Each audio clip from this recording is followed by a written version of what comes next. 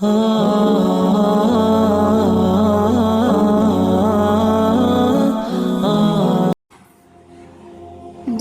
تو سب کی قبول ہوتی ہیں، پر خاص دعاؤں کی قبولیت کا راز تو اللہ نے سجدے میں چھپا رکھا ہے، اور سجدے تک ہر ایک کو رسائی حاصل نہیں ہو جاتی۔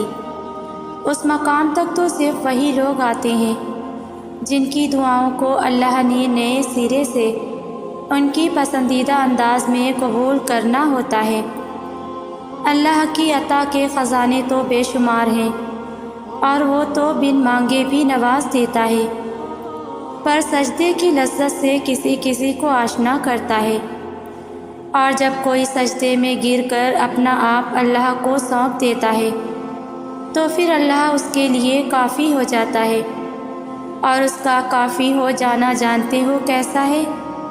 تمہاری راہ میں آئی رکاوٹوں کی ہر چٹان کو وہ لمحوں میں گرا دیتا ہے، تمہارے چاہنے سے پہلے ہی تمہاری چاہ کو تمہارا مقدر بنا دیتا ہے، تمہاری دعا میں ہاتھ اٹھنے سے پہلے ہی دعاؤں کو قبول فرما لیتا ہے، تمہارے دکھ درد تکلیفیں وہ پہلے سجدے میں ہی سمیٹ لیتا ہے، اور تم پر اپنی رحمت کی چادر چڑھا دیتا ہے۔ وہ فرشتے ہو کر بھی اتنا قریب نہیں ہوتے اس سے جس طرح دوران سجدہ اللہ تم سے قریب ہوتا ہے، اور تم اپنے رب کے اتنا قریب جاؤ اور وہ تمہیں خالی ہاتھ لوٹا دے، ایسا تو ہرگز نہیں ہوتا۔ آپ محنت کر رہے ہیں مگر اجر نہیں مل رہا، آپ دعائیں مانگ رہے ہیں مگر ایسا لگتا ہے کہ قبول نہیں ہو رہی ہیں، انتظار کرنا پڑ رہا ہے، تو یہ آیت آپ کے لیے ہے کہ اگر آپ اللہ پر یقین کرتے ہوئے محنت کریں گے اور اسے پکاریں گے تو وہ کبھی آپ کو مایوس نہیں کرے گا، وہ آپ کا انتظار، وہ آپ کی محنت کبھی ضائع نہیں کرے گا، اور ایک دن وہ آپ کی ہر محنت اور کوشش کا آپ کو پورا صلہ دے گا، اور آپ کو وہ سب کچھ عطا کرے گا جس کے لیے آپ اتنا انتظار کر رہے ہو۔ مگر شرط صرف یقین کی ہے جو آپ نے اس پر رکھنا ہے کہ میرا رب کچھ بھولنے والا نہیں ہے۔ رب کا فضل تمہارا انتظار کر رہا ہے، کب تم اسے مانگو، کب تم اس قابل ہو کہ وہ تمہارے سامنے ظاہر کر دیا جائے۔ فضل مانگنے سے ملتا ہے، اور تمہارا مانگنا اس بات کی دلیل ہے کہ یہ فضل ازل سے تمہارے نصیب میں لکھ دیا گیا تھا۔ بس دل کی آنکھیں کھلی رکھنا کہ جب کبھی ظاہر ہو جہاں دل لبیک کہہ دے وہیں سر کو جھکا لینا، عاجزی اپنا لینا، یہی بندگی ہے، یہی مقام ہدایت ہے، یہی مقام محبوبیت ہے، اور یہ مل جانا بھی بڑے نصیب کی بات ہے۔ کیا آپ جانتے ہیں ایک ایسا راستہ ہے جو پوری طرح اس قابل ہے کہ آپ اس پر اعتماد کر لیں، سارا کا سارا انحصار اسی پر کر لیں، اور وہی آپ کی نجات کا ذریعہ بن جائے گا۔ اور جانتے ہیں وہ راستہ کون سا ہے؟ اللہ پر توکل کا راستہ، اس کے خوبصورت منصوبے پر بلا یقین، ناقابل بیان حد تک اللہ کی شان، عظمت، بڑائی، جلال پر یقین۔ وہ وقت جہاں ہم خود کو بھٹکا ہوا، ہارا ہوا، کھویا ہوا سمجھیں، اسی وقت اس بات کا یقین کہ اللہ کتنا طاقتور ہے، وہ کتنا بڑا ہے، وہ کیا نہیں کر سکتا۔ وہ شاید آپ کی کہانی میں چپکے سے، خاموشی سے، لیکن معجزاتی طور پر سامنے آئے گا، وہ کہیں دکھائی بھی نہیں دے گا، اس کی یہی شان ہے، وہ تو بس کن فرماتا ہے، پھر اس کی خلقت اس کے جلوے ہر طرف بکھیر دیتی ہے۔ اس کی مدد ہمارے اندر خوف سے کہیں زیادہ قریب ہے۔ یوسف علیہ السلام کے کھو جانے کے بعد یعقوب علیہ السلام نے لوگوں کے سامنے اپنے غم کی تشہیر نہیں کی، بلکہ فرمایا تھا، میں اپنی پریشانی اور غم کی فریاد اللہ کے سوا کسی سے نہیں کرتا، اور اللہ سے جیسا کہ میں واقف ہوں تم نہیں جانتے۔ اپنا غم اپنا دکھ صرف اپنے رب کو بتائیں، اسی سے فریاد کریں۔ ایک وہی تو ہے جو ہر دعا کو سنتا ہے اور پھر دل کو اطمینان سے بھر دیتا ہے۔ آپ کا درد ختم نہیں ہو رہا، اللہ جانتا ہے۔ اللہ یہ بھی جانتا ہے کہ ایک ہی چیز کی طلب مسلسل آپ کو گھائل کر رہی ہے۔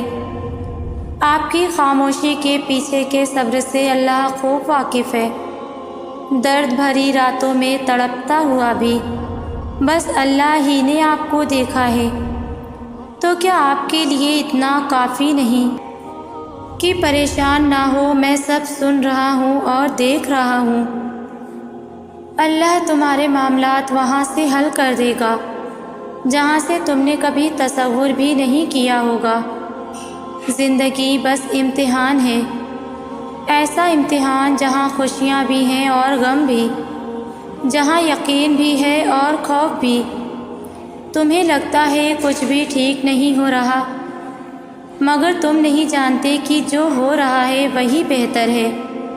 تم غلطی کر سکتے ہو، مگر جو تمہیں یہاں تک لایا ہے وہ تمام غلطیوں سے پاک ہے۔ اگر اس نے تم سے بہت کچھ لیا ہے تو بہت کچھ ایسا بھی دیا ہے جس کے تم قابل نہیں تھے۔ وہ تمہیں ایسی مشکل گھڑی میں جہاں تمہیں سب کچھ ناممکن نظر آتا ہے لاتا ہی اس لیے ہے تاکہ تم جان سکو کہ سب کچھ نصیب یا وقت نہیں ہوتا۔ کچھ چیزیں بس دعاؤں کی محتاج ہوتی ہیں، پھر فرق نہیں پڑتا کہ دنیا رکاوٹ بنے یا پھر مقدر۔ جب دعا مخلص دل سے نکلتی ہے تو یا دعا اس کے حق میں قبول کر لی جاتی ہے یا اس دل کو صبر دے دیا جاتا ہے۔ تمہارا یقین ہی تمہیں زندہ رکھتا ہے، اور جب ساری امیدیں اللہ سے وابستہ کر لی جائیں تو ہار جانے کا ڈر کیسا؟ جو جنگ اللہ کے ساتھ مل کر لڑی جاتی ہے اس میں شکست کبھی نہیں ہوتی۔ جس کا کوئی خیال نہیں کرتا اس کا اللہ خیال رکھتا ہے، اور اس کی آغوش سے بہتر اور محفوظ جگہ تو کوئی بھی نہیں۔ زندگی کو اپنے مطابق بنانے کی کوشش کرنے والے احمق ہوتے ہیں۔ تم اللہ کے مطابق جینا سیکھ جاؤ، پھر وہ تمہارے مطابق زندگی کو بنا دے گا۔ جو دنیا اپنے آپ میں ہی بکھری ہوئی ہے تمہیں کیسے سمیٹے گی؟ تم اس کی طرف لوٹ آؤ جو ایسے سمیٹ لیتا ہے کہ پھر کوئی توڑ نہیں سکتا۔ بس وہی ایک تمہارا ہے تو تم بھی اس کے بن جاؤ، جگ تمہارا بن جائے گا۔ زندگی ابھی بھی باقی ہے، راہیں ابھی بھی نکلیں گی اور بہت سے نئے دروازے بھی کھلیں گے، منزلیں بھی ملیں گی اور معجزے بھی ہوں گے، داستانیں بھی مکمل ہوں گی اور دعائیں بھی قبول کر لی جائیں گی۔ تمہیں وہ سب ملے گا جس کے ملنے کا تم سوچ بھی نہیں سکتے۔ تمہارا اتنا طویل سفر طے کر کے یہاں تک آنا اور صبر کرنا کچھ بھی بے مقصد نہیں ہے۔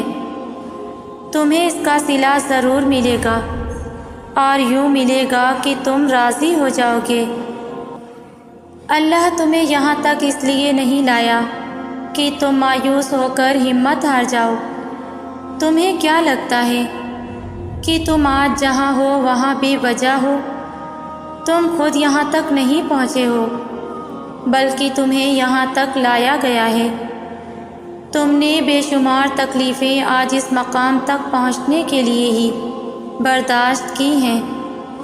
اتنا سفر طے کر لینے کے بعد آج جب منزل تمہارے سامنے کھڑی ہے تو تم کیوں ہار گئے ہو؟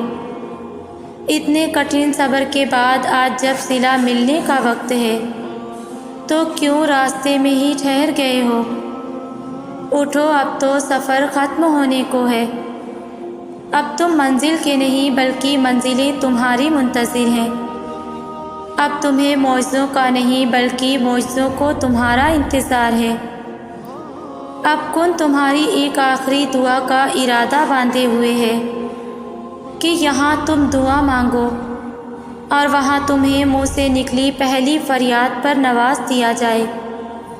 اب صبر کے زمانے گزر گئے، اب صلے کا وقت ہے۔ اب بات سسکنے کی نہیں رہی، اب قبولیت کا وقت ہے۔ اب مسافتیں ختم ہونے کو ہیں، اب آنسوؤں کے مسکراہٹوں میں بدلنے کا وقت ہے۔ کسی اور کا نہیں، اب یہ تمہارا وقت ہے۔ ہزاروں مایوس لوگوں میں سے اگر اس نے تمہیں دعا کی توفیق دی ہے تو پھر وہ کیسے تمہاری دعا رد کر سکتا ہے؟ جس نے دعا کا حکم دیا ہے اس نے قبولیت کا وعدہ بھی کر رکھا ہے، تو پھر اس دل کو منا لو یقین پہ اور اس کو اپنی رضا میں راضی رکھ لو۔ اگر اس نے راضی نہ ہونا ہوتا تو وہ تمہیں بھی کبھی منانے کا اشارہ نہ دیتا، اور وہ یقیناً تمہیں وہ سب دینے والا ہے جس کے لیے تم راتوں کو اٹھ اٹھ کر رویا کرتے تھے۔ کبھی کبھار بس ایک دعا ہی سب بدلنے کے لیے کافی ہوتی ہے، خاص طور پر تب جب کچھ بھی بدلنا دل کو ممکن نہیں لگتا۔ تم بس یقین رکھو اللہ پر، یقین قائم رکھنا اس کا کام ہے، اور جب توکل کرو تو یہ مت سوچو کہ جو مانگا ہے وہ ملے گا کیسے، بلکہ انتظار کرو کہ جو مانگا ہے وہ ہر حال میں ملے گا۔ کب اور کیسے اس بات کا فیصلہ وسیلے بنانے والے پر چھوڑ دو۔ توکل کے دو مرحلے ہوتے ہیں، ایک وہ جب اس بات کا یقین ہوتا ہے کہ جو مانگا ہے وہ مل جائے گا، اور دوسرا وہ جب اس بات کا یقین ہوتا ہے کہ جو مانگا ہے وہ نہ بھی ملا تو اس میں کوئی نہ کوئی بہتری ضرور ہوگی۔ ہم پہلے مرحلے تک تو پہنچ جاتے ہیں مگر دوسرے مرحلے تک پہنچنے میں بہت وقت لگتا ہے، کیونکہ دل یہ نہیں مانتا کہ جو چاہیے وہ نہ ملے، مگر رفتہ رفتہ زندگی سب کچھ سمجھا دیتی ہے، کبھی گرا کر اور کبھی سنبھال کر۔ وقت لگتا ہے مگر یہ بھی سچ ہے کہ وقت گزر جاتا ہے۔ کوئی ساتھ چلے یا نہ چلے، کوئی اپنا بنے یا نہ بنے، اللہ ہی تمہارا سب سے بڑا کارساز ہے، اور یہ دنیا تو نہ تم سے کچھ لے سکتی ہے اور نہ تمہیں کچھ دے سکتی ہے۔ تو تم یقین تو رکھو، پھر دیکھنا وہ کیسے اس یقین کی ڈور کو کبھی ٹوٹنے نہیں دے گا۔ دعاؤں کے پہلو اگر ان گنت ہیں تو تمہارے رب کی رحمت کے پہلو بھی بے شمار ہیں۔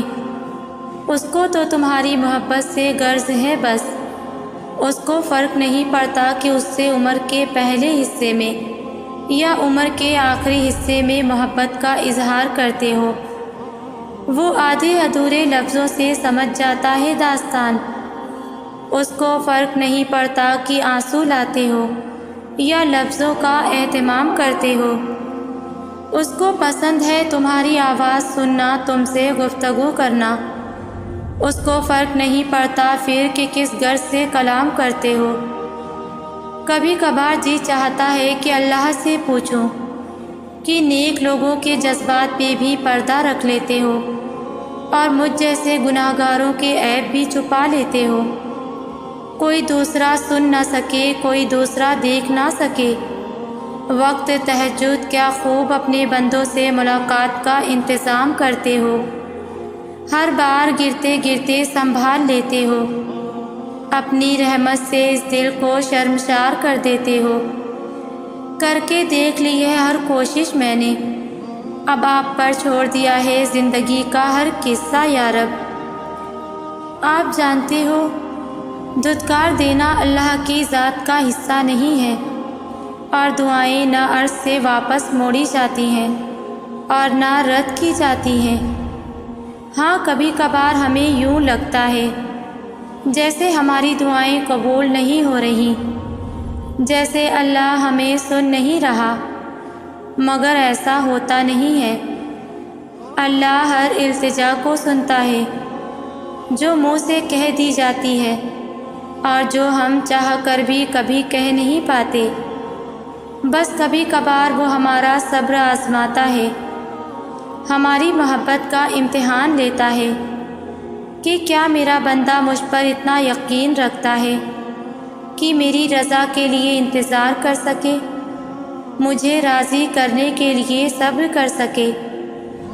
پھر جب ہم اس کی رضا کے لیے اپنی من پسند چیز کی قربانی دیتے ہیں تو وہ بھی پھر اس کے صلے میں ہماری وہی من پسند چیز بہتر بنا کر واپس عطا کر دیتا ہے۔ اور اللہ اس محبت کو کبھی ادھورا نہیں رکھتا جس کا رازدار اس کے سوا کوئی نہ ہو، جس کا تعلق پاکیزگی سے ہو، جس کے لیے انسان اللہ سے رجوع کرتا ہے۔ یاد رکھو اللہ ہمیں ہم سے گزار کر ہی خود تک لاتا ہے، تبھی تو محبت اس تک پہنچنے کا سب سے اہم ذریعہ ہے۔ اور اگر کسی دعا کا جواب اب تک نہیں آیا تو تھوڑا صبر رکھو، کیونکہ اس دعا کو اللہ نے بہتر وقت کے لیے اپنے پاس سنبھال کر رکھا ہے۔ بس وہ چاہتا ہے کہ تم تھوڑا اور مناؤ اسے، تاکہ وہ تم سے بات کر سکے، تاکہ وہ تمہیں اپنے قریب لا کر تمہیں صبر کا صلہ دے سکے۔ وہ جو نصیب بدلنے پر قادر ہے، وہ جب چاہے انسان کے دل کو بھی بدل دیتا ہے۔ وہ جو سورج کو مشرق کے بجائے مغرب سے نکال سکتا ہے، وہ تمہاری بھی وسائل پیدا کر سکتا ہے۔ کوئی چیز آپ کو ایک عرصے سے تنگ کر رہی ہے تو یاد رکھیے وہ ایک لمحے میں حالات کو بدل سکتا ہے۔ وہ ٹوٹے دلوں کو جوڑتا ہے، وہ بکھرے ہوئوں کو سمیٹتا ہے۔ آپ اس کی طرف ایک قدم بڑھاتے ہیں تو وہ آپ کی طرف 10 قدم بڑھاتا ہے۔ وہ انسان کو اپنے قریب کرنے کے لیے بھی طرح طرح کے حالات پیدا کرتا ہے۔ وہ راتوں کو اٹھ اٹھ کر روتے ہوئوں کو بھی دیکھتا ہے اور جاگتی آنکھوں سے خواب دیکھنے والوں کو بھی جانتا ہے۔ وہ تمہارے صبر سے بھی خوب واقف ہے اور تمہاری قربانی بھی اس کے علم سے باہر نہیں۔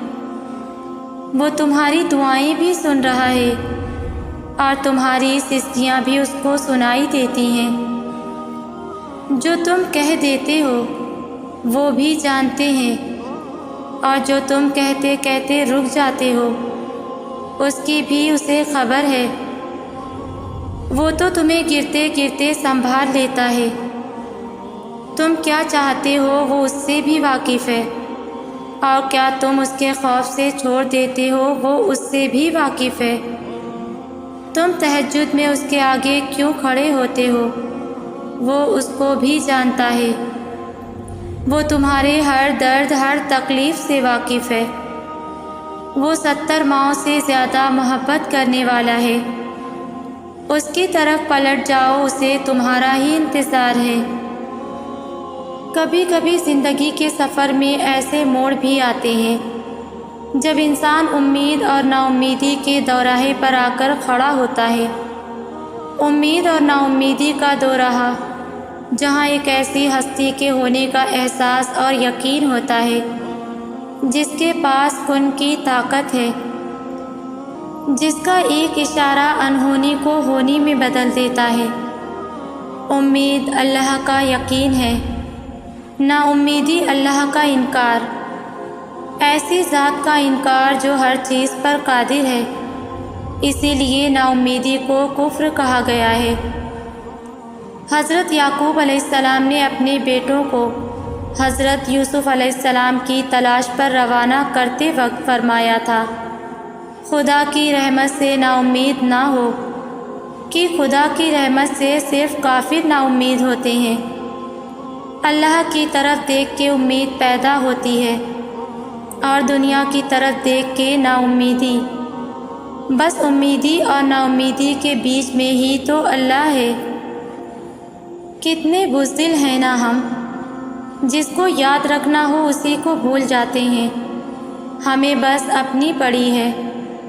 ہم سے زیادہ بد نصیب کیا کوئی ہو سکتا ہے کہ اللہ ہمیں خود آواز دے کر اپنی جانب بلاتا ہے اور ہم اس کی آواز ہی نظر انداز کر دیتے ہیں، اس کی محبت کی بے ادبی کر کے عارضی محبتوں کے پیچھے بھاگتے ہیں۔ وہ خالق ہو کر اپنے ان گنت بندوں میں سے ہمیں یاد رکھتا ہے اور ہم اس ایک رب کو یاد نہیں رکھ سکتے۔ نہ ہم پہلے جیسے رہے، نہ حالات سنبھل سکے۔ ہم دعا کرنے کے بعد بھی قبول نہ ہونے کے وسوسوں میں رہتے ہیں۔ جو اب تک مل نہ سکا ضروری نہیں کہ وہ کبھی بھی نہیں ملے گا۔ جو دعا اب تک قبول نہیں ہوئی ضروری نہیں کہ اب وہ کبھی قبول ہی نہیں ہوگی۔ کیا تم پڑھتے نہیں؟